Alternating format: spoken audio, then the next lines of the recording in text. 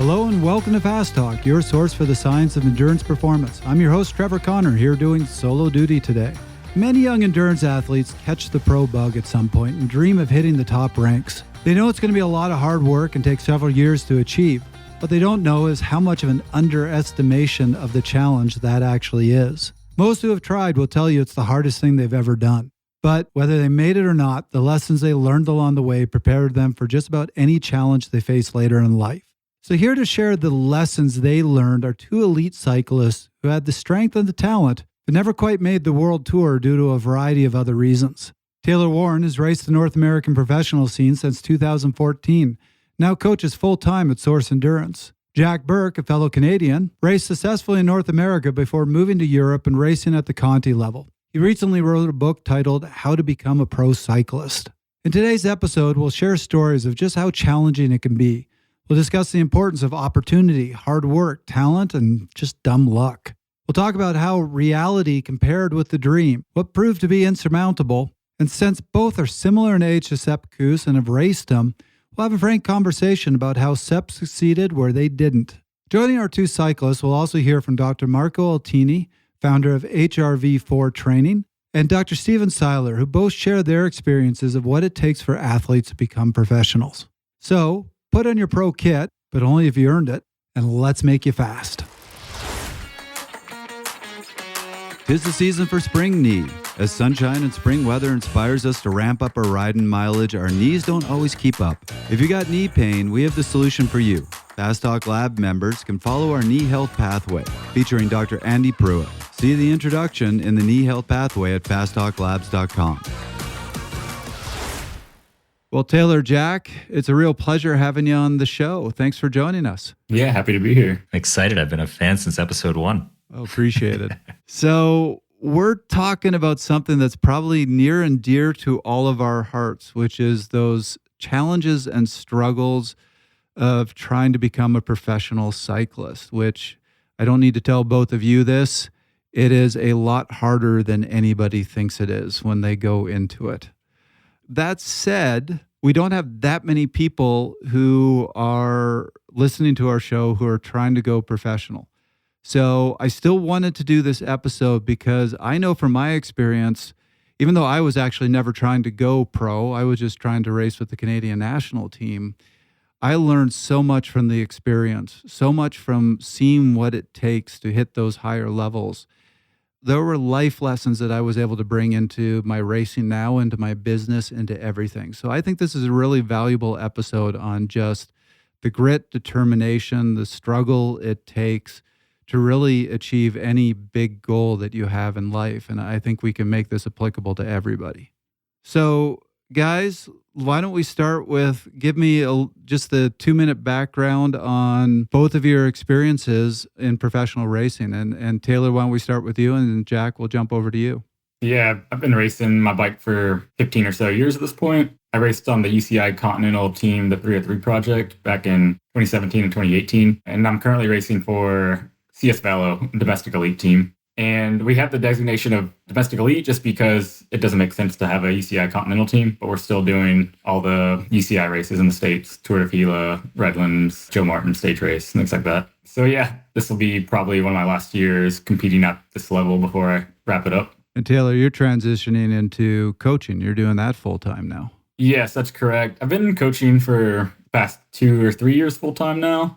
And I've really found, I think my place in cycling is more on the coaching side of things than even being an athlete. I think I can bring all the struggles I've been through and my journey as an athlete into my coaching practice. And I'm really finding a lot of enjoyment passing on the knowledge I've learned to aspiring cyclists, not just those that want to be pro, but even just helping people progress day to day, staying consistent and living a lifestyle required to optimize your performance.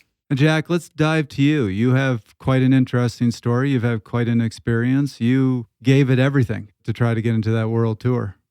Yeah, ever since I was a kid, the dream was always the Olympics, the Tour de France, and the World Tour. And so I grew up racing in North America. And 2018 would have been my last season in North America. So I raced on a number of the continental teams there. I had a good year in 2018, and then that led to me stepping up and making it to Europe for 2019. And so then I'm 28 years old, and it would be my 5th year in Europe right now. And so I've always just been at the continental level in Europe, and it's really hard to make it there. And it's not just the racing is a completely different sport. It's all the off-bike stuff that makes it so much harder. I mean, that's the thing I was the most frustrated with in the first couple of years I was here, is when you're just learning to build a new life here, you're not even close to the same athlete you were in North America because you're just struggling to get by on so little. Like some of the crazy places that I lived over the years you're looking for anything. You're not obviously not living at home anymore. And so like, there was one year I lived where we had a tractor in our living room because we were living in a barn. Another year I was living in a bike shop. It's doing whatever you can to try to make it. And for the first 3 years, I didn't have a car. So everything was by bike. So groceries, everything by bike, bus, and train.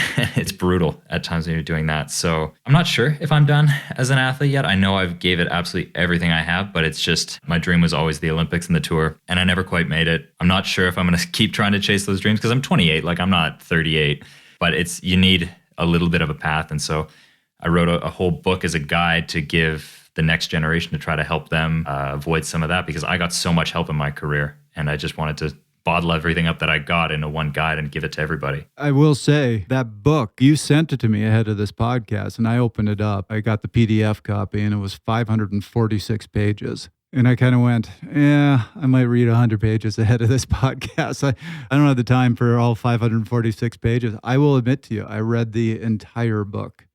It was a fascinating read, and I can tell you it is the story of what it is like going over to Europe and trying to make it, and what you go through, and the different experiences. And one of my favorite stories that you brought up, because whenever I'm on group rides with people, they always, you get these masters riders that are on $10,000 bikes, and they go, well, it's not as nice as the gear you guys have when you were racing. I'm like, no, you don't get it. And you had this great story about being on a team that didn't have a team mechanic, but they wouldn't let you work on your own bike. So your rear brake kept dying in every single race. And you finally just said you wouldn't race on that bike. So they gave you an old bike that had rim brakes, and the spring on it was broken. So you were able to jerry rig it with an elastic band. Yeah, the story even gets better than that, actually. So that year, I don't think I put this in the book, but that's how the year started. There was a lot of chaos that year. But then I caught the attention of one of the coaches for Israel Startup Nation, and I got invited to a training camp with them, and it went really well. And so I got invited to a second training camp with them. And those were the best weeks of my life, unbelievable experience. And we're riding down the road in Livigno one day, and I'm on this bike that's been jerry-rigged together, and Alex Dowsett was on the team that year, and he looks at me and he says, hey, Jack, you have a different brake between the front and the rear brake, right? The rear one was Shimano and the front one's SRAM. And I didn't want to tell him. I'm like, dude, the bikes are different sizes. You should see what the front brakes held together with. Because, I'm just trying to make a good impression. I've been killing myself for this opportunity. You want to impress the guys. And he's making fun of the brakes are not matching. And I'm like, dude, you have no idea how much worse it is. I always find it funny. I remember going to a bike shop, taking my bike in, and they said they wouldn't give me my bike back because my bike was not safe to ride. And I just had to laugh at them because I'm like, in the pro scene, this is actually a really good bike. Yeah, it's... So let's start there. I just want to start with a couple of the stories from both of you of the challenges you face. And so, Jack, we just got one story from you. Taylor, any good stories you have just exemplifying the challenges you faced when you took this on? One story that comes to mind, and it comes from the 2017 Tour of Gila, and this just goes into the insight of opportunities present in North American stage racing. So at a UCI race like Tour of Gila, the promoter is required to provide host housing or housing of any kind. But this particular year, our only option was sleeping in an abandoned Verizon wireless building. There was no housing available at this race at all. So we have our whole team in this abandoned, empty building, and we're all sleeping on air mattresses on the floor. I'm showering out back with a hose every day after the race. We're cooking every single meal in a crock pot. And then we're trying to compete with United Healthcare and all these well-funded professional teams. So it's just the discrepancy of opportunity in North America, and bike racing in general is just massive.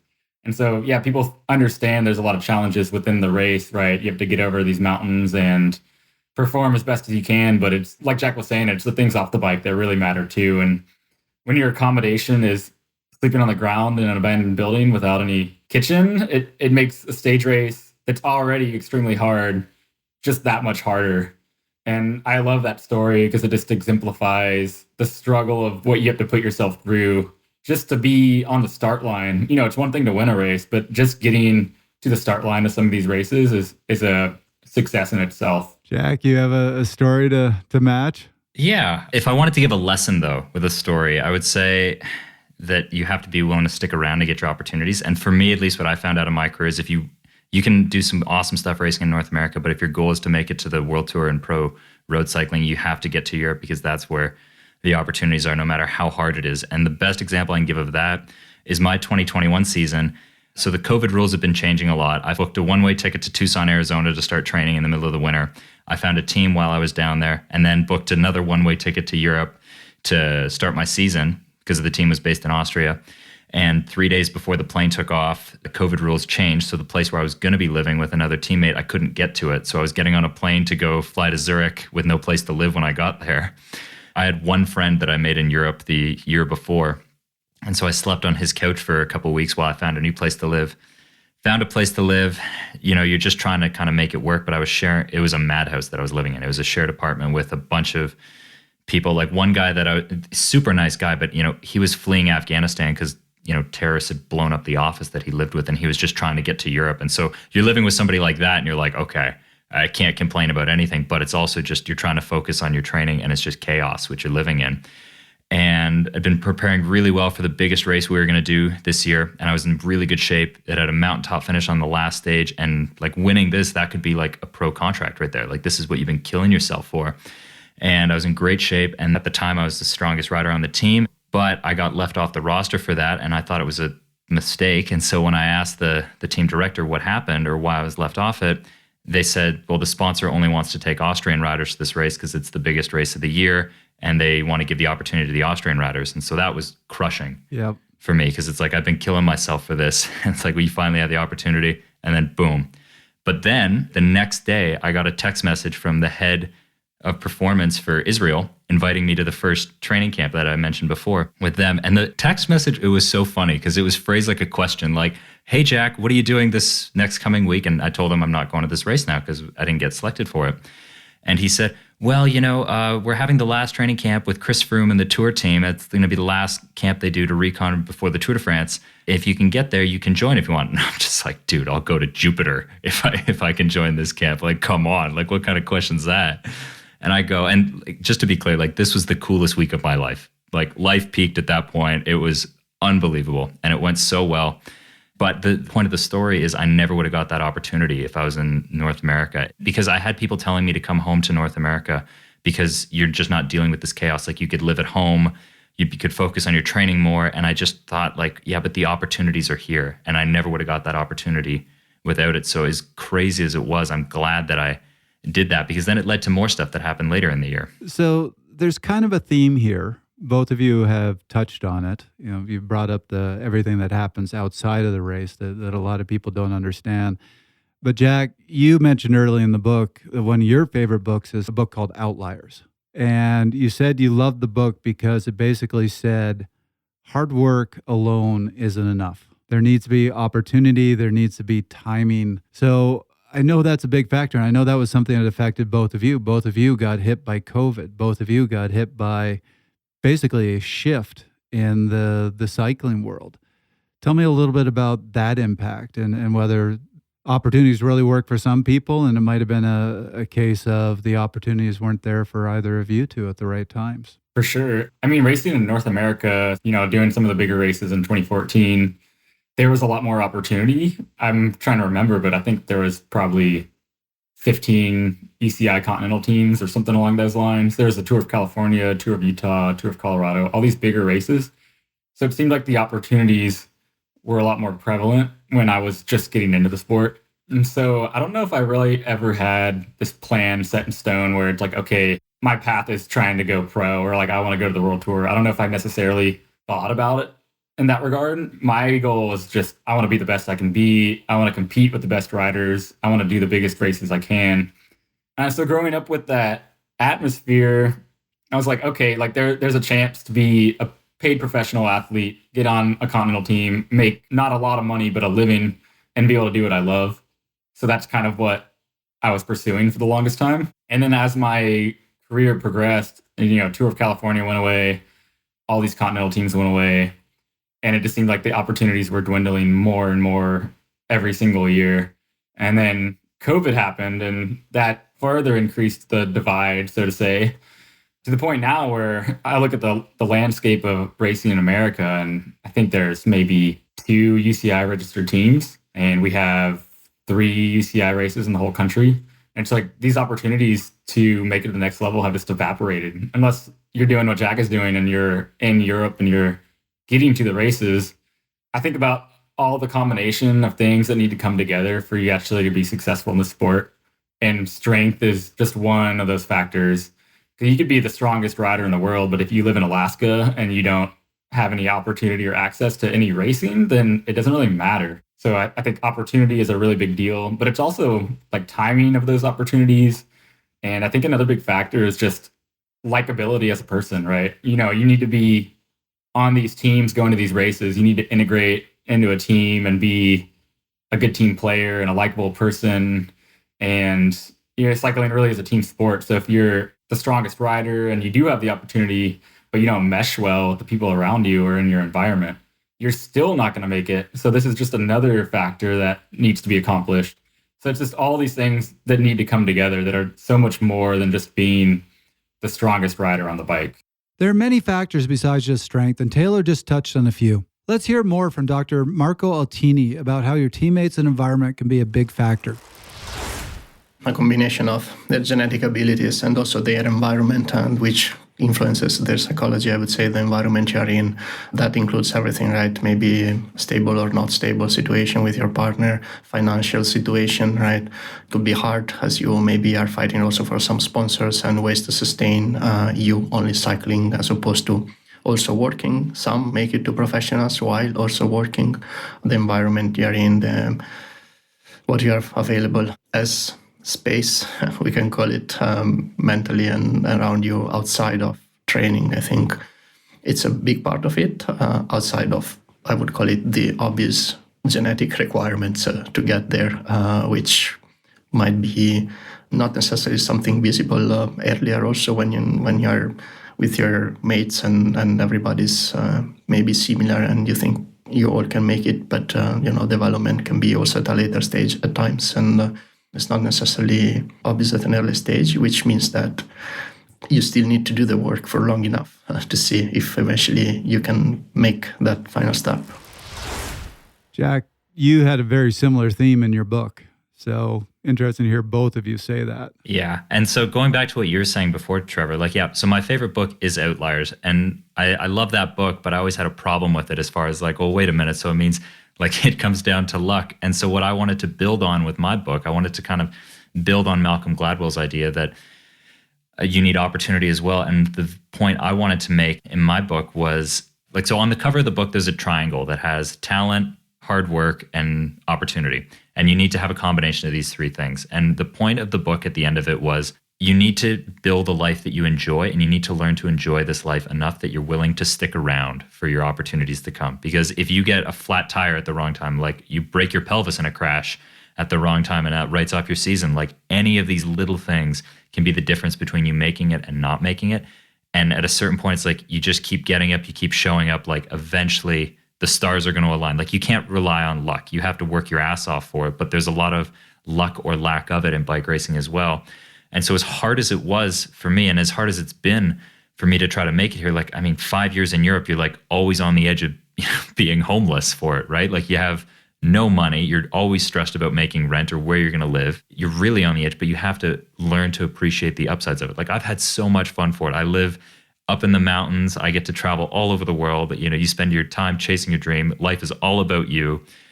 And so you have to enjoy those parts so that you're willing to stick around for that opportunity. But as long as you build the life that you enjoy, I think you have to just stick around for the opportunities to show up. So that was something I always remember talking to athletes about and hearing when I was racing, which is you absolutely have to have luck. Nobody has made it without a little bit of luck. But luck is something that you can make by creating opportunities. And this gets into, again, this is something I learned from racing, but I have applied to all sides of life, and I think everybody can apply. To give you an example, that I see athletes making the mistakes where they try to evaluate teams and they're looking at, what sort of bike are you giving me? What sort of gear are you giving me? And I've seen guys join teams where they end up with the $8,000 bike, and then they're sitting at home racing little Wednesday night crits because the team ran out of money to take them to races. When I was racing and talking to teams, I would always tell them, look, I'll sleep on the doorstep, put me on a Huffy. I don't care. Just get me to the races because I want the opportunities. And that's what I looked for, is get me to as many opportunities as you can. And that was probably for me one of the most important lessons I learned at being successful at anything. And I think of even this podcast. I went and talked to Vela News about, let's start this podcast. And they went, podcast? And who wants to do that? That's a ridiculous idea. And I went, well, will you let me do it? And they went, you can go ahead and do it, but we're not giving you any money. We're not doing any editing. You got to figure this out. And I went, okay, I guess I'm staying up late most nights figuring out how to edit a podcast. But it was creating an opportunity. And that's some mindset I've taken from race and applied to everything. And it seems like, certainly, Jack, I saw that in your book as you were looking for those opportunities. Taylor, I've known you for a long time. I've seen similar sort of approach in you. Yeah, I mean, luck does play such a big factor, but preparation goes a long way too. And I think that's really how you capitalize on opportunities. Like, luck is just the ability to capitalize on opportunity, right? So if you're not sharpening up and being as prepared as possible, you could be really lucky, but you're not going to be able to execute at the same time. So yeah, you need a big combination of that luck and preparation to be successful in the sport. Yeah, and absolutely, Trevor, what you're saying, I couldn't agree more. As far as there's so much luck that goes into bike racing, you need to have a lot of times at bat for it. So I look at my first year.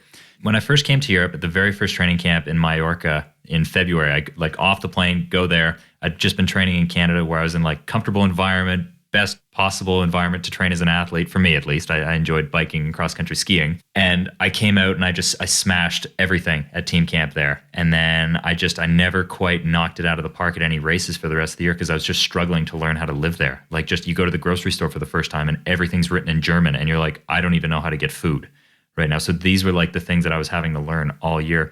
And when I first looked back at the year, I was like, what a failure. Like, what a screw up. I had all the watts in the world at training camp and then never showed it in a race and never got the best out of myself all year. But the upside to it was I impressed all the coaches so much at that first training camp. They sent me to every race that year. I raced every single week, at least once a week, from the end of February until the second week of October, except the week before and after nationals because I was traveling back and forth to Canada. And it was like insane. Like, they just shoved so much racing down my throat. And all of them were UCI races or pro kermesses, which are like just as hard, like impossible races. And so I was getting killed day in and day out, but you progress so quickly. You learn so much more. Like, I learned more in that one season than I'd learned in probably the 3 years prior to that.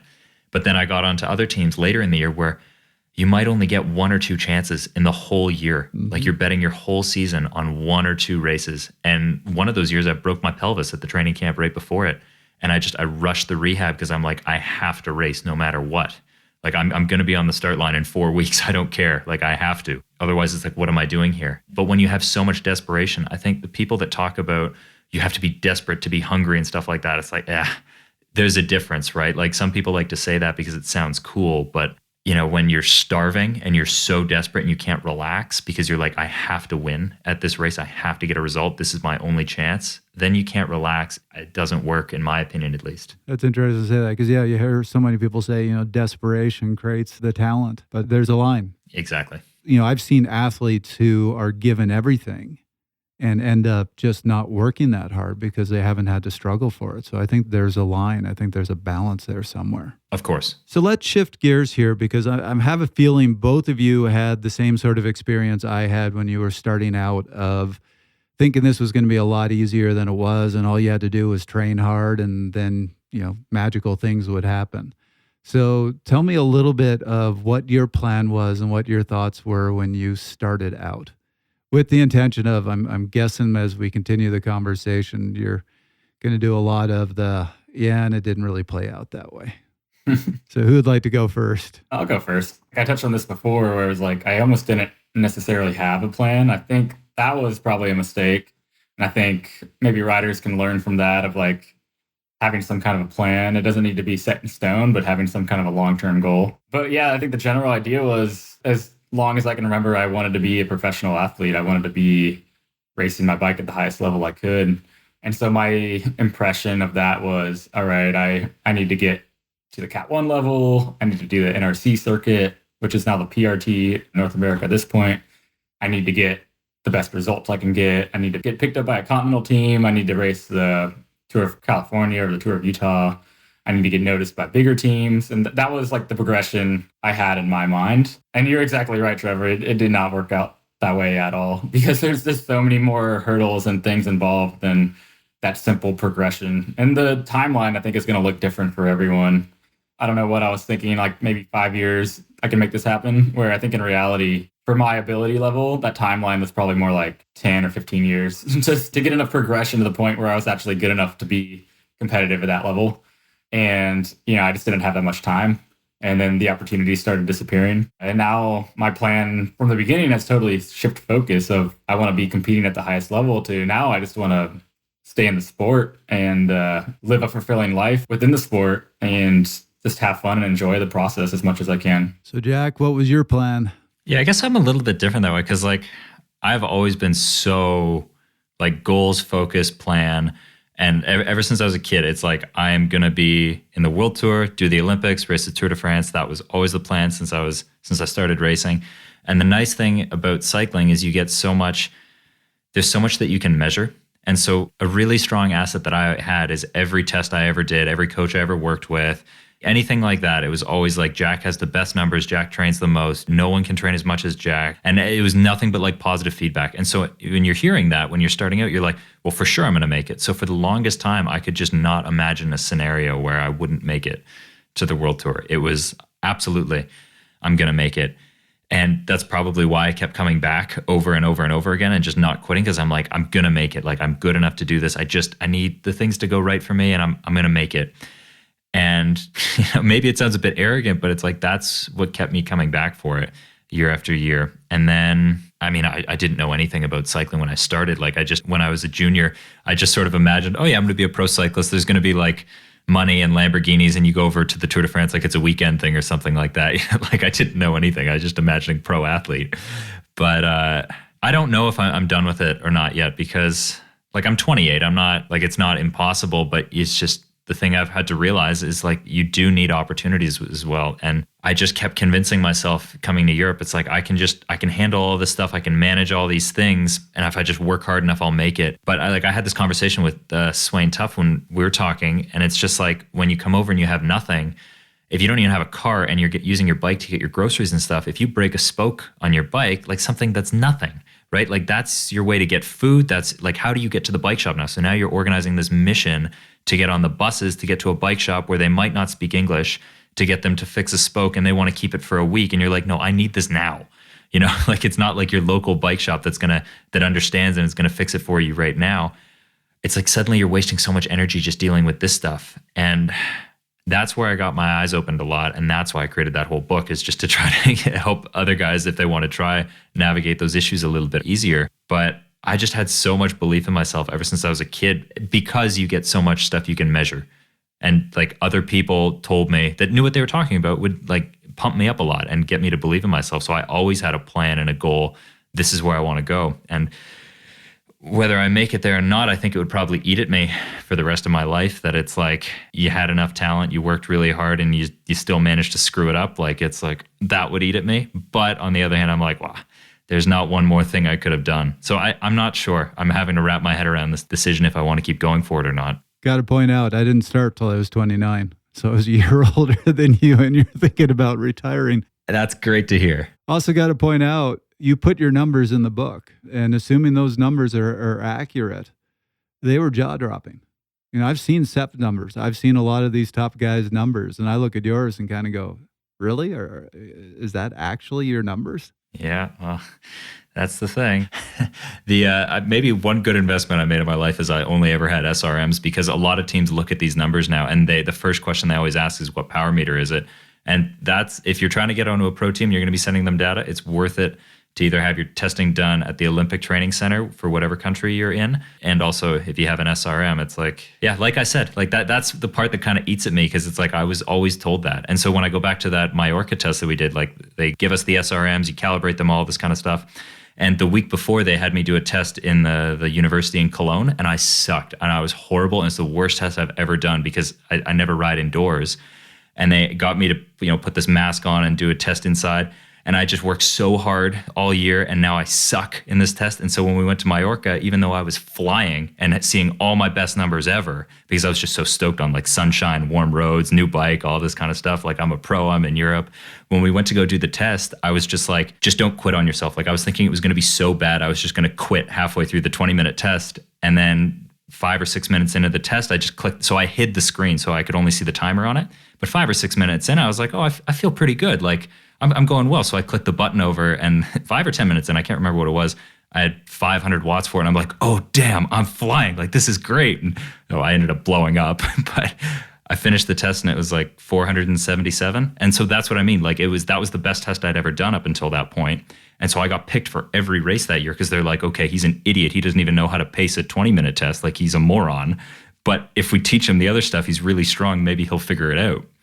So it's the nice part, but that's the part that kind of eats at me, where you're just like, man, you had the tools and you couldn't put it together. That's something that's true of both of you. So I read your numbers. Taylor, I know your numbers. I was your team manager for a year, and you had great numbers too. But the numbers weren't enough.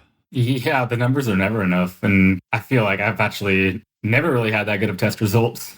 And I've kind of had to find success in bike racing from skills and being crafty in the bunch and conserving energy, and basically doing everything I can to compete with people that do have much better power numbers than me. And you can make a whole career off of being crafty and intelligent in bike racing. It's definitely not always about the numbers. That was the biggest eye-opener for me, is it's a completely different sport when you have to learn technique and stuff like that compared to North America, where a lot of is just like a fitness test, versus you go to Europe and it's a full contact sport and learning all this positioning stuff. And you're like watching, okay, the houses are about to stop and it's about to be an open field, which means we're going to get crosswinds in a second. And so everybody's moving up, and you're like, you don't think of this stuff at all. Like, it's just other parts of the sport. So before we move on to the next part of this, I actually want to answer this question about the plan, because this was another really important kind of life lesson that I've learned and applied. My plan was never to try to go pro. I wanted to race for the national team. So my whole plan was get to the national center, show yourself, get on a national team project, and then move on to the next stage of life, because that's all I wanted to do. And I got to the national center. And while I was racing at the national center, I was getting some results. I was turning a few heads, not a ton, but a few heads, and got contract offers, and refused them all, because I was like, no, I got to stay at the center. I got to wait for that opportunity with the national team. And look back and go, that was my biggest mistake. I was so stuck in the plan of here's how I have to do it, that I had opportunities and I passed them up. And that's a lesson I've learned of, have your plan, have that direction that you want to go in, but don't be so focused on the plan that when those opportunities come around, because the opportunities are critical, that you pass them up. Yeah. And Trevor, if I was to give younger you advice, just remember, younger me was still older than you, but go ahead. Yeah, I know. But just the best thing that I took out of my career was building a good team of mentors. And so I realized very early in my career that I'm very stubborn and hard-headed. And this is like a huge weakness for me. Like this is what I'm doing, and I'm going to go for it. And it has its ups and downs. But the way I kind of got around that was realizing like, okay, I'm going to pick 4 mentors, and whatever these guys say, I will do. Like they say jump, I'll say how high. Everybody else, not ignore, but these are the 4 guys I'm listening to, whatever they say, because I know what I would do is if I was just taking advice from everybody, I would just be picking and choosing which advice I want to listen to. And so for me, it worked better. These guys know what they're talking about. They've been where I want to go. Whatever they tell me to do, I'll listen to them. Neil Henderson has been the coach and mentor to many top pro cyclists. We asked him what it takes, and he raised a host of factors.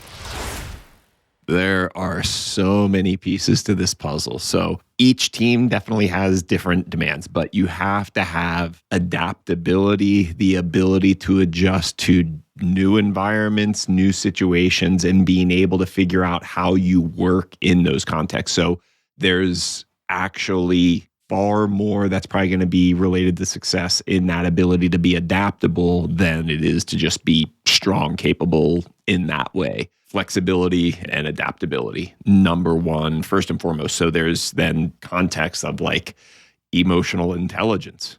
You know, you may have certain directors that have a certain way of doing things. You're not going to change them. If you try to change that director who's been doing something for literally decades in some cases, just because you don't see eye to eye with them, you're probably setting yourself up for failure in that way. It might be a team director, it might be a teammate that you have to ride for or ride with.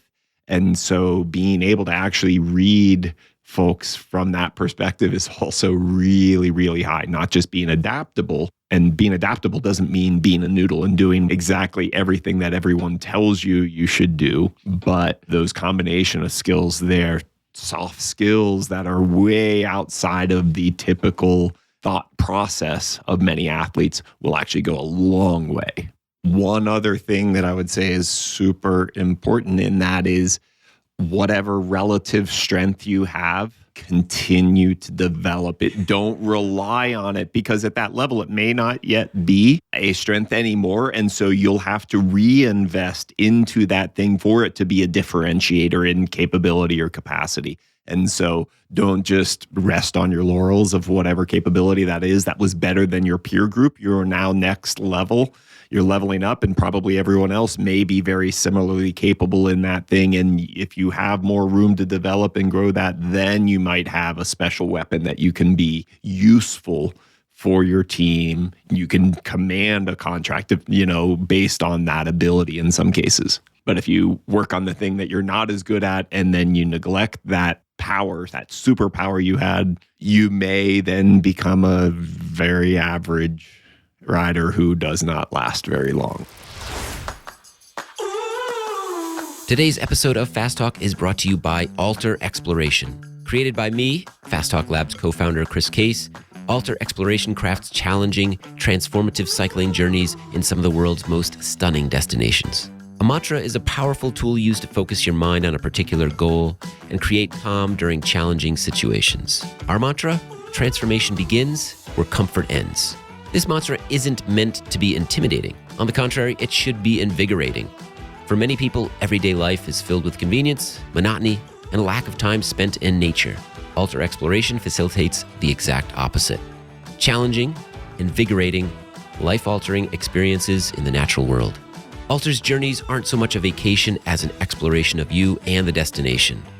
At the end of every day, be preoccupied as much by the transformative experience as by the satisfaction of exhaustion. Life altered. Learn more about my favorite adventure destinations and start dreaming at alterexploration.com.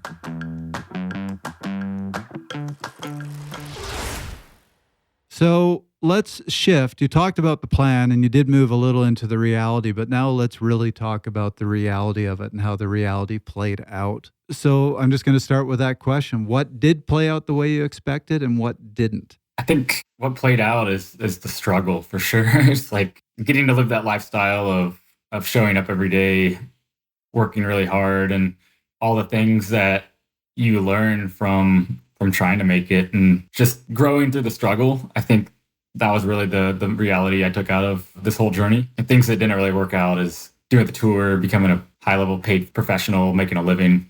These are things that don't really happen to that many people, to be honest. It's like there's such a select few that are making a living racing their bike at the highest level. And I think another big takeaway is just not having any regrets about the journey.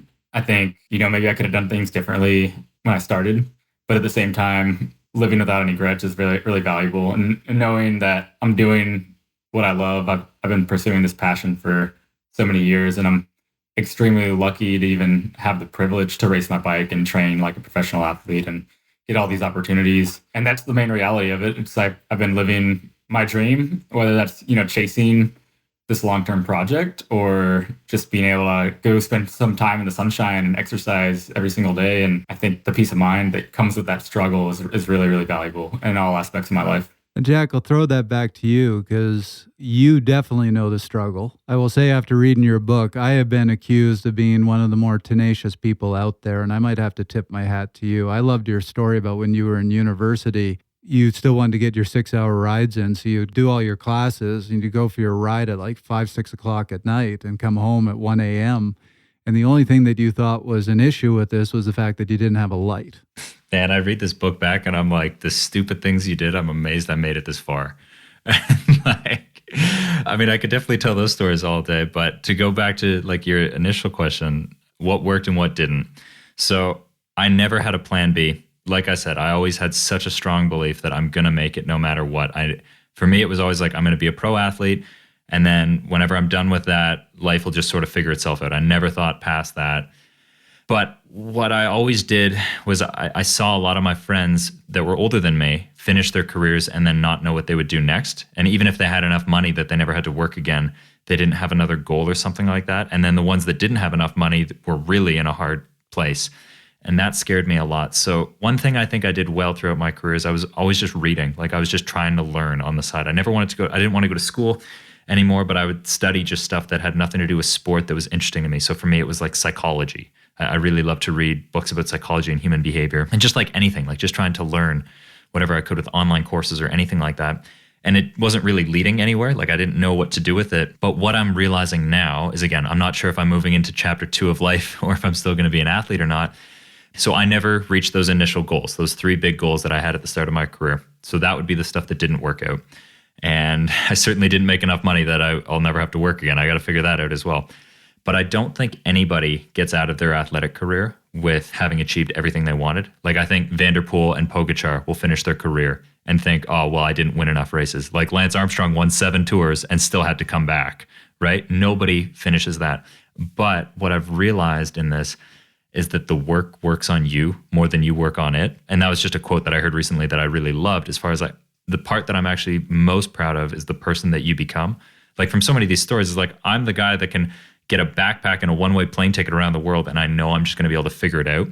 And now if I'm starting this sort of like chapter 2 of my life, because this book is turning into something more than I ever dreamed or planned for, I've learned all these other skills that I was learning and kind of reading about and figuring out how to do stuff. And now I'm realizing, like, oh, I actually know how to do this stuff. Like this is kind of applying sort of like I would just write and read for fun. And now I can do all this other stuff. And it's like, it led to something better. Like I just took a risk and I went all in on, I'm going to make this dream happen. And even though that didn't happen, it still led to something a lot better down the road. And so it is kind of still working out somehow, even if it's not what I planned for. That's fair, and that's a good point. So getting back to this idea of what the reality was like, and I just want to hammer on this a bit more with both of you. What were the biggest obstacles that you faced, and what do you think was the insurmountable obstacle? Well, racing in North America, I mean, the big one that comes to mind is just opportunity, lack of teams, lack of races. Finances is a massive obstacle as well. Like you need to have money to get to races and get to where you need to go, or you need to do what Jack's doing and just figure out a way to get to Europe and live bare bones. And I think both of those have a lot of struggle behind them. I think time has been a big obstacle. You know, it's like I talk about your timeline. If you had 20 years versus if you had 5 years, that's a lot different, right? Age is a big obstacle. Jack and I are both getting older. People don't necessarily look at older riders to give them opportunities just because they assume that you're at the peak of your career. You're as good as you're going to get. So I think that often works against you.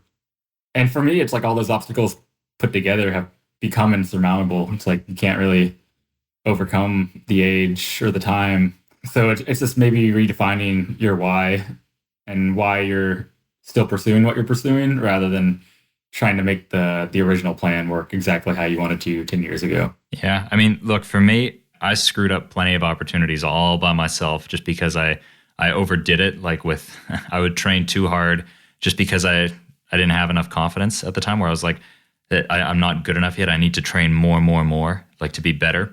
And I always had this like thought in the back of my head that somebody else is doing more. And so that pushed me to just do way too much and overdo it over and over and over again and blow many of opportunities all by myself. But if I had to think, like latching on to what Taylor just said, so when I finished my second year junior coming out of Canada, I won a lot and I was, the best, if not one of the best riders in the country at that time.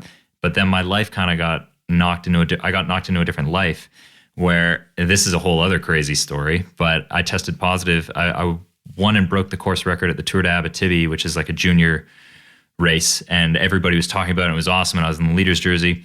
And then I had my first drug test for that, and I was like, oh, this is cool. Like, yeah, sweet. I'm good enough to be drug tested. Like, cool.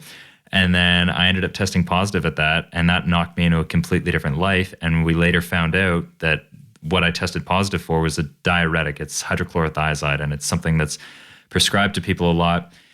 And I didn't even know what this was, but I tested positive for that. And then we later found out that it came from the drinking water that I had at that stage there. And when we finally went to the final hearing with the UCI, we were all sitting around this big table in New York City. And across from me is the lawyer that represented Contador when he tried to make this clenbuterol case. And I'm thinking, this is the best guy in the world to rip my life apart and destroy my life, call me a doper, cheat. And then 10 years down the road, everybody's going to realize the truth and realize he didn't do anything. And this guy who's supposed to be calling me a doper and a cheat opens the hearing by saying, and I'm paraphrasing, this was 10 years ago, but he opens the hearing by saying, look, we know you didn't do anything. We know this isn't doping. We know this is a mistake.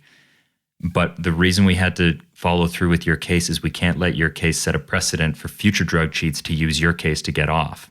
And so in the end, they let me off and they didn't give me any sanction. They gave me my results back and I got nothing except all the bad press that came with that, because this was 8 months after Lance Armstrong went on Oprah and told the world everybody's doping. So there was no one in the world that was going to believe a junior that's winning all these races is, oh yeah, he's just another one saying I didn't do it. Like, so I went from being like going really well in the pipeline, standing on the podium with guys that I've been watching doing grand tours for years now, to getting knocked into a different life where like for 3 years, no team would take me. Like I couldn't even get club teams to let me have a jersey because everyone thought I was a doper, and like the hate mail and the messages I got were horrible. And you're just thinking like I was 17 at the time. Like I didn't, or 18, maybe I just turned 18. And so, I mean, that pipeline is real. Like you should never quit. If you have the dream and you have like some hard facts that show that you're good enough to make it, you should absolutely go for it, because crazy stuff happens. Like you look at guys like Swain Tuft and these guys that broke through super late. It absolutely is possible. And if you have it and you can give them undeniable results, you can absolutely make it. But the pipeline is real and age is a thing. And so I went from being in that pipeline to getting knocked out of it. And then I didn't make it to Europe until I was 24 at the time. And even still, like to this day, I never thought it would be a factor. But like I even get messages from World Tour teams now saying, you know, that my case from 10 years ago, even though I was found innocent, and they talk to Cycling Canada and everyone says like, yeah, he didn't do anything wrong. A lot of them still won't work with me because the sponsors just don't want anything to do with you. So 3 years, no team took me. The fourth team that finally did, the first Continental team I rode for, the day the media release went out, one of the sponsors from that team, H&R Block, it's an old Canadian team, one of the sponsors called the team owner and told them to get rid of me because he didn't care. He's just like, I don't want this guy's name with our team. And the way the owner, Mark Ernstein, like I owe that guy so much, he didn't know me at all and just gave me my first chance. He said to the sponsors, like, what if this was your kid that happened to convince him to let me stay on the team? Right. So like, I think that's kind of where things changed a bit for me. But like I said, like I screwed up so many opportunities all by myself because I was so insecure that I wasn't good enough. And so I just trained so hard because I'm just like, I have to get better. I think that is one of the hardest parts you face, is when you do all the work, you do all the struggle, you do everything right. And the insurmountable obstacle is something that you can't do anything about. Taylor, with you, it was kind of the death of the North American race scene and the arrival of COVID. Jack, you were dealing with that. You know, something I've never told on this show is after spending years trying to get on a national team project, I had just won a decent-sized stage race over 2 recent Canadian national champions. So I contacted the national team coach and said, now will you take me on a project? And I will never forget the words that he said to me, which was, Trevor, you're stronger than anybody we're sending, but we're not going to send you, nor will we ever send you to anything. You're too old. And that was the end of my goal, and it was something I couldn't change. That's crushing. And believe me, I've heard the same thing many times over, and that's terrible. But that's the approval right there. And I know you want the approval from your peers and stuff, but I mean, you got it in writing. You did it. No, appreciate that. And I think that's, you know, one of the things that unfortunately everybody has to face. All of us have to deal with it, which is sometimes there's just something that you don't control that is going to alter the path for you. But let's shift gears. Let's get a little more positive here. And I'm going to hit both of you with this question. What do you know now that you wish you had known back then? I mean, there's so many things, right? And it's like every single year you progress, you learn a little bit more. I think just being patient is really important because a lot of these opportunities are not going to come right after one another. You have to stick it out and be in the sport for the long term. I don't think anyone's ever taken a year or 2 years and achieved all their goals, right? It's like this is a long-term project. It's like sometimes even a lifelong pursuit. So I think having patience is really important. Another thing that I would touch on is adaptability. I think, Trevor, you talked about your plan's not going to always go up to expectations. You might break your pelvis and change the course of your whole season, right? So it's like having the wherewithal to have the adaptability to change, to have the courage to change your original plan. And I think that is really, really hard, especially for a younger rider. You know, oftentimes as a younger rider, you're pretty stubborn and you've got this path set in stone. But I think as you get wiser, you realize, you know, having a little bit of adaptability and being able to change your plan to what's going on in the rest of the context of your life is really, really important. I think that's really good for younger riders to know and to hear. I agree with all that. I think if I could go back and talk to younger me, I would say the best advice that I've realized later, just to realize it earlier, is around having mentors, because the people that I've spoken to that have the biggest resumes, the most impressive resumes in the world, like people you never thought would answer a message from you, have given me so much of their time, like spending hours on the phone with me, letting me live and train with them, getting to hang out with them. And like, you never thought you'd even talk to these people. And they're giving you so much of their time. Like, why would they care about you? And they were the ones willing to give me the most advice and time. And so if I could talk to younger me, it would be reach out to people that have been where you want to go. Learn how to ask intelligent questions. Don't ask for favors. Don't ask anything you can Google. Ask them a specific question, and not like a long form question. Like, don't ask them, write me a training plan or something like that. Like, tell them, you know, this is what I'm thinking. This is what my plan is. Does this sound good? Like, make sure they can give you a short answer, and reach out to people and build that really good team of mentors that you can have around you. And so like, just to give like two names, like people that did that for me would be like Annemiek van Vleuten and Chris Froome. And like, I never thought I'd even speak to these people. Like, I looked up to them like they're my heroes, and they were offering so much advice to me, and they don't have time to like mentor you. But I look at another guy like Swain Tuft. Like, that guy's given up. I mean, he was the most impactful mentor I ever had in my whole career. Like, outside of my family, outside of my mom, he was like the most impactful mentor I ever had. And I thought it was a prank when I got the first email from him, because I thought this was a joke. I'm like, there's no way. Who is this really? And then, I mean, that guy gave me equipment, his time, everything to try to help me. And it was unbelievable. Like, that was probably the best asset I had in my career, is getting to learn from guys like that.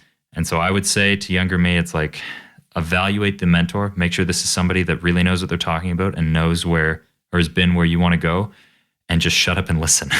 Yes. I think one of the smartest moves I ever made is when I went to the National Center. I decided I'm the dumbest person here. So listen, ask questions, don't give your opinion. It's not worth anything. Absolutely. Well, last question before we get into any advice that you guys have, but I have to ask this question, particularly because you look at how well Sepp is doing. And as I pointed out, Jack, you know, your numbers are pretty damn close, if not the same. You know, Taylor, as I said, you know, I've seen your potential and what you're able to do, and you guys are all around the same age.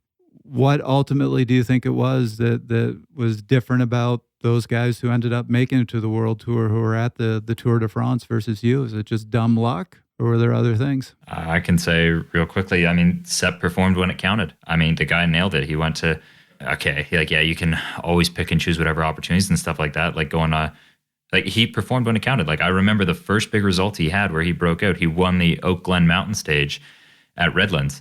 And like, I would still look at the photo of that, and he's wearing this Harley Davidson jersey. Like, he's not even on rally yet, and he's winning this race, and you see the arms up in the air, and he looks like he can't believe that he just won a bike race. And I'm like 300 meters back behind him, like dying, while he's smiling, tongue out, being, you know, the freak that he is.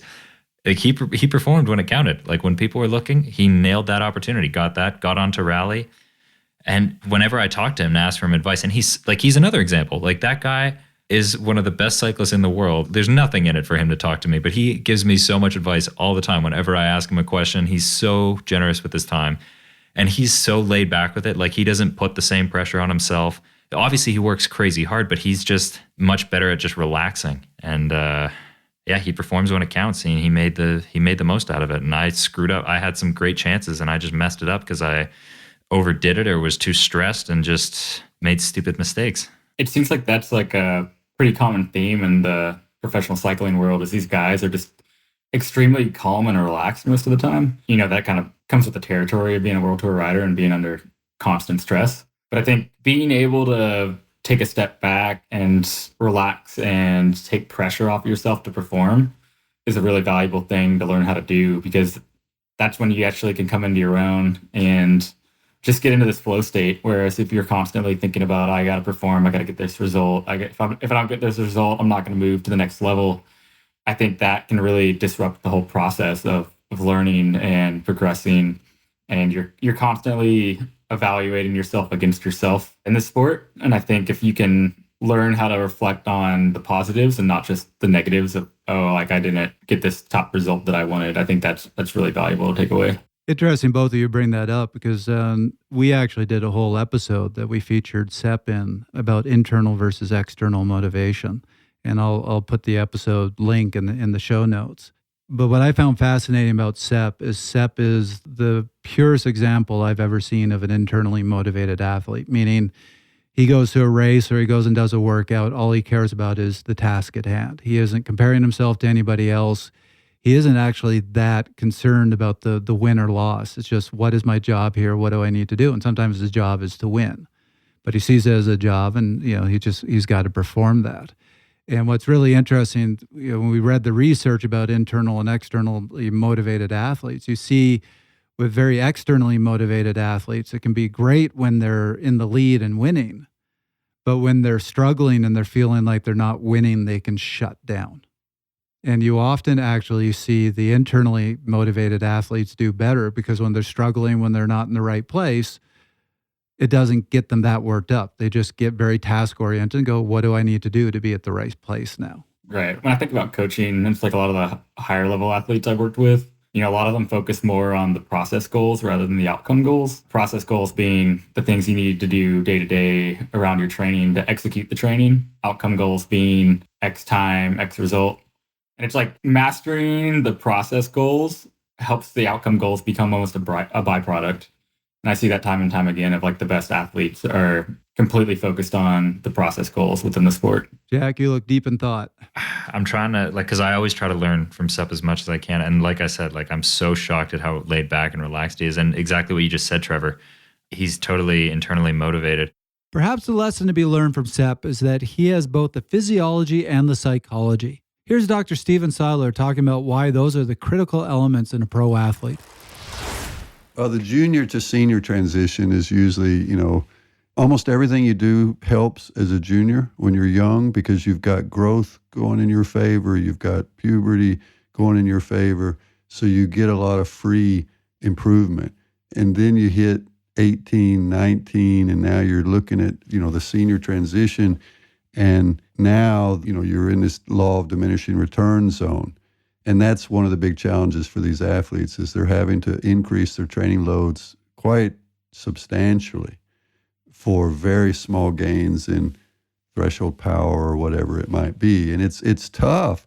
And then the stress of travel and all the things that the professional circuit will include, just not every athlete handles it. So I think, why do some succeed and others fail?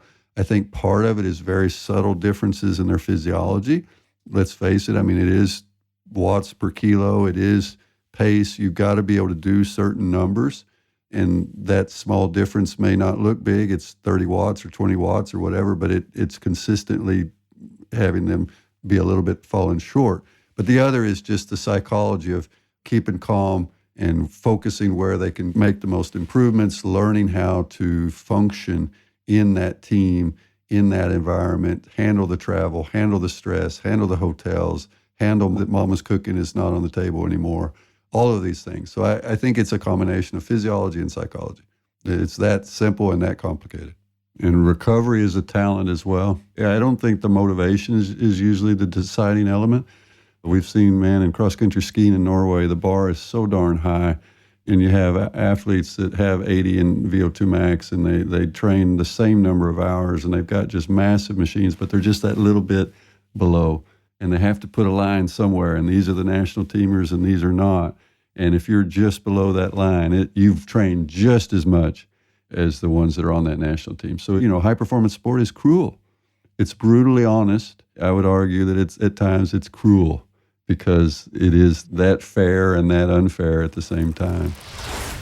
I think something that when I look back on myself, like I think I was just so stressed all the time because it's like I didn't have a plan B, and it's like I have to make it in this. And if I don't, I don't know what I would do. Like, I was so just revved up and just, to make like a hockey saying, like gripping the stick too tight versus, if maybe I had something. And what I'm at least realizing now is like with this whole, whatever this book business is, like I'm so much more relaxed about my training and stuff because it's like it's not the only thing. Like I have, for the first time in my life, I have something else in my life, like another hobby that I enjoy other than just chasing this dream. And I'm just so much more relaxed with training. I train almost as much as I did like at any other point in my career, but it's just I don't even upload anything to Training Peaks anymore. Like I'm just so relaxed that I just go out and exercise every day because I like it. But I'm still actually quite fit, and it's totally fun. It's just relaxed now because I have something else. And I wonder if that's when I talk to some of these guys and they're so relaxed, you're just like, I mean, everybody's stressed about contracts, right? Like anyone can be, when you're on a contract, everybody is revved up to the moon. And because you're fighting to get tooth and nail to get a contract, and a lot of guys don't know what they would do if they don't make it. So guys are stressed. But when some of them are so relaxed with it, I'm just thinking like, man, what is your plan? Like, do you have a plan B here? Like, how are you this relaxed about it? And I mean, maybe they hide it better or they're just better at dealing it with than me, but I know that really killed me. It's just being too worked up on it and gripping the stick too tight at times. And I wish I would have had a hobby like this during my career to help me relax a bit. Which I think is good advice. Well, guys, we're at an hour. So both of you know the show. You know how we typically finish out, which is with everybody giving their 1 minute summary. But I'm actually going to do this a little bit differently. I'm going to hit each of you with a question focused on the advice that you can give our listeners. And you have more than a minute. Take as much time as you'd like. But Taylor, I'm going to start with you. You're a coach now. Looking at everything you learned from your journey, from your struggles in the pro ranks, what have you taken from that? What advice do you now give to your athletes? And not just the ones trying to go pro, but any athlete. What advice do you have from them that you've taken from your journey and your experience? One cliche really comes to mind. It's not about the destination, it's about the journey. And it's so corny to say, but I found that to be so true. And I think no matter what, as an athlete, you need to identify your why, whether that's breaking into the World Tour, going to the Tour de France, or simply just being better than you were yesterday. I think identifying your why in the sport is really important. And cycling is one of those things that you can make a lifelong journey. So staying relaxed with the journey, not putting so much pressure on yourself, and really thinking about how to make this a lifelong pursuit. How are you going to live the rest of your life beyond the bike that's going to, optimize performance on the bike and just keep yourself balanced. I think what Jack was kind of noting on is like he's so much more relaxed now that he has this side project going on and life isn't just about training. I think having that big emphasis on balance in your life is so, so important. It's like the yin and the yang, right? You have to put in the really hard work for training, but you also have to have rest and recovery and have something to take your mind off the bike when things aren't going perfectly according to plan. And yeah, just that adaptability aspect, right? It's like you can make the best training plan, you can have, everything lined up, and then you can break your collarbone the next day and the whole plan gets thrown out the window. So being able to adapt on the fly is so, so important. And to reiterate Jack's point too, is like that mentorship. It really does take a village, right? You need a support team around you or else you're just not going to get very far. Great answer.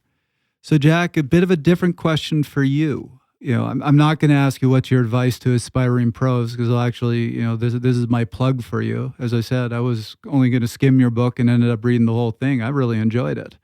And you had a lot of great suggestions for aspiring pros of here's what you should be doing and what you shouldn't be doing. So I think they should read your book. But what I found interesting as I went through the book is you started with I have no plan B. This is it. This is what I'm doing. And you got more philosophical as you went through the book of what is plan B about now.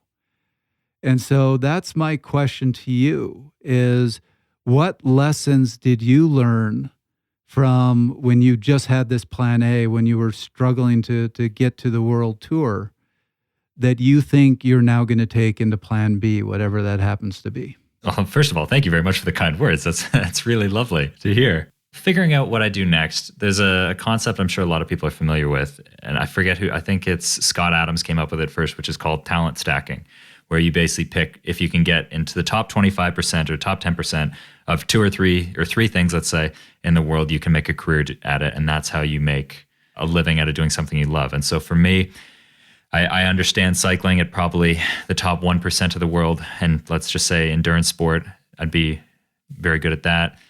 I enjoy storytelling, I enjoy writing, and so maybe you can make something with that. I don't know. That's kind of what I'm figuring out. What do I take from being a professional athlete and moving it into the second part of life?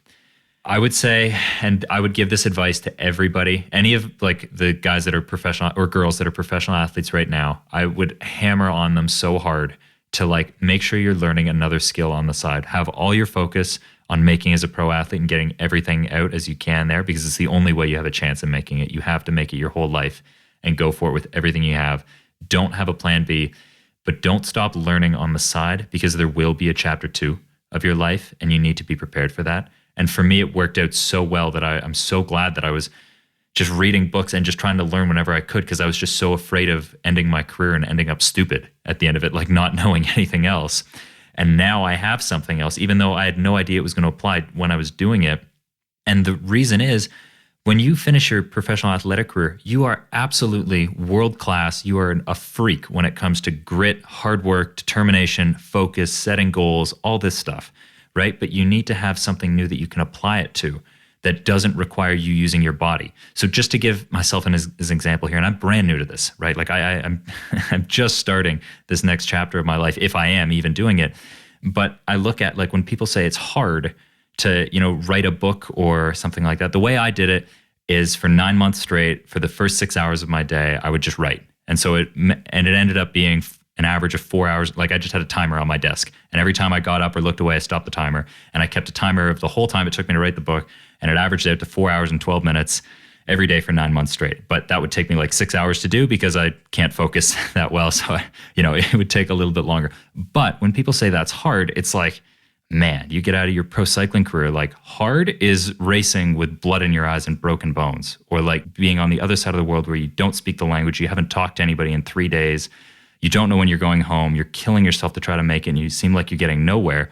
That's hard. Like this, like normal life, again, I'm brand new to it, so I'm not the expert on it, but I'm just saying like, man, this is kindergarten compared to that. Like this, I just show up, I'm nice and warm, I'm dry, I have a cup of coffee, I push buttons on a keyboard, like, come on, it's pretty fun. And then I can go exercise later. Like, it's not so bad, huh? But you need to have a skill set. You need to have something new that you can apply all those skills to. Otherwise, you get out of your career and you have all these skills, let's say talent, hard work, grit, focus, determination, and you have nothing to apply it to. And that's so sad when you see guys get out of their career and they don't have that. So like just learn, think about what else you're good at. Like for me, storytelling and talking and trying to make my friends laugh was something that always just kind of came easy to me. So I'm just lucky I kind of found that. So I guess I need to throw in something here. And so I'm just going to talk about something I've seen in both of you. So Taylor, I've been working with you for years, and I'm really happy to see you moving into the coaching world because I think you've got a lot to offer there. And Jack, like I said, it was a real joy reading your book. You brought up one of your favorite books. One of my favorite books is actually a book called Grit. And a story that I love is this experiment where they'd put people on treadmills and have them be on the treadmill side by side. And it was actually, they told the people it was one experiment, but the real experiment was to test their grit. And what you saw was there were certain people that if they were side by side and they felt they were competing, some of these people would literally fall off the treadmill before they would quit. And in this experiment, they kind of followed these people. And what they saw was the people who ended up being the most successful in whatever career they had were the ones that were willing to fall off the treadmill, that just wouldn't quit, that stayed at it. And it's something that I've seen in both of you, which I think to me is the biggest lesson that I hope to share with the listeners, which is both of you have extraordinary grit. When you hit these obstacles, when all these things started falling apart, when all these things were happening, you stuck at it. And it might not have fully gotten you to the Tour de France, but my belief is what you learned there, that grit that you developed as you move into plan B and potentially plan C, that grit is going to take you somewhere. And that's my biggest suggestion to everybody listening is anything you do, if you want to do it well, is going to be really, really hard. Be willing to fall off the treadmill. Be willing to stick at it until you literally just fall down. I agree with all that. For sure. Well, guys, thanks. That was a fun episode. That was a little bit different from what we normally do, but really appreciated all you had to share with our listeners. I'm glad. I've been a fan for so long. It's an honor to finally be on the show. Yeah, it's super fun to pass on these stories and give a little bit of insight to the grit we both have. Well, it was great, guys. Really appreciate it. And thank you. Awesome. Thanks so much, Trevor. Thanks, Trevor. That was another episode of Fast Talk. The thoughts and opinions expressed on Fast Talk are those of the individual. Subscribe to Fast Talk wherever you prefer to find your favorite podcast. Be sure to leave us a rating and a review. As always, we love your feedback. Tweet us at Fast Talk Labs, join the conversation at forums.fasttalklabs.com, or learn from our experts at fasttalklabs.com. For Jack Burke, Taylor Warren, Dr. Marco Altini, Neil Henderson, and Dr. Stephen Seiler, I'm Trevor Connor. Thanks for listening.